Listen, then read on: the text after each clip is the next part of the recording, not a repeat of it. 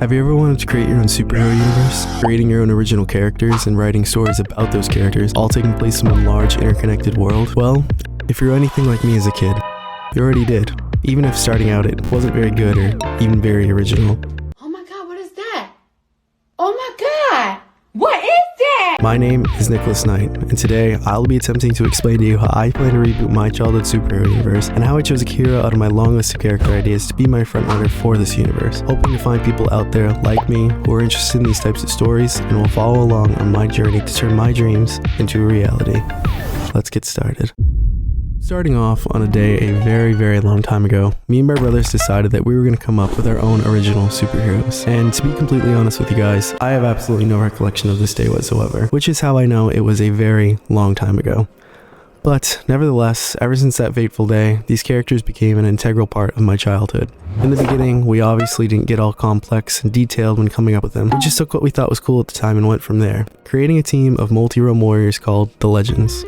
I know. Peak originality. But for years after that, we had created stories, played made-up games, and expanded our characters' universe far beyond what we originally intended for it to be. It was fun, but as time passed and my brothers had eventually moved on from our childhood heroes, I always had the habit of revisiting them from time to time. See, one of my biggest flaws, on a list that's long and specific, is my constant need for perfectionism. My brain won't let me move on from something I haven't made 100% perfect. Perfect to me, that is. So, when looking back at these characters I hadn't thought about in years, I couldn't stop myself from coming up with every aspect of their origins, backstories, powers, abilities, weapons, friends, foes, lovers, past, present. Once I got started, I couldn't stop. And let's just say, I had my work cut out for me. To take the story we came up with as kids and make it work for an actual story. But the more I tried to make it work, the less sense it kept making to me. It just felt like I was doing something that had already been made, or like I was trying to start off with the big team-up movie before building the groundwork with the stories that should have come previously. Where have I seen that before? Kal-El, no! Max Lord! You're putting yourself and everyone else in grave danger! I need you to give me the stone! What happened to it? It just wasn't gonna work, and all the characters were so intertwined with this specific story that it was hard for me to separate them into individual ones. They all just couldn't be taken out without it not making sense. Well, not all of them, exactly.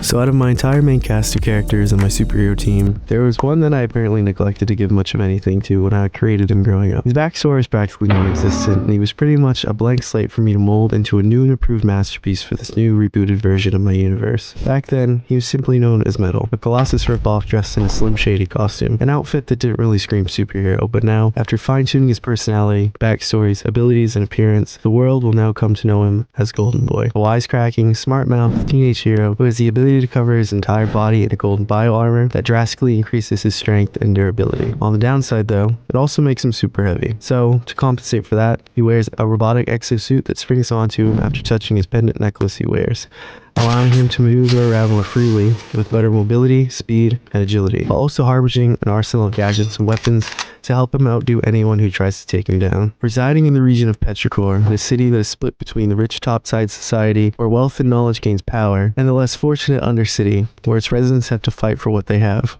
which isn't much. After an unfortunate accident involving a strange new element known as anomalite affects the young teen known as Boy Bassett, his life is turned upside down after gaining these unusual abilities that he now uses to fight against the injustices of society and a mega corporation that wishes to destroy people like him. He may be inexperienced, sometimes reckless, slightly cocky, and not the best candidate to be the city's protector, but he's a hero who will stop at nothing to do what he believes is right, bring hope back to a community overtaken by corporate evil, and take on anything that threatens his friends, his family, and his city. I'd really like to go more in depth with Golden Boy's origin and the way he goes about getting his powers, but I think I'll save that for another video dedicated specifically for that. So, if anyone is interested in a video like that, please let me know in the comments below. I'd also like to take a second to recognize the amazing artist that has created all the awesome character drawings featured in this video. Millie K Art on Instagram is an extremely talented artist that has and continues to create visual representation of my characters. Because I have no artistic ability, and if I attempted to draw them, they'd look like this.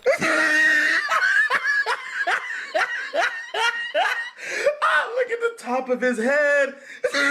So, if you're interested in commissioning some art, I'd recommend him every time. Truly a very talented individual. It's taken me a long time to transform this character into something I'm actually comfortable throwing out into the public for all the world to see, judge, and critique.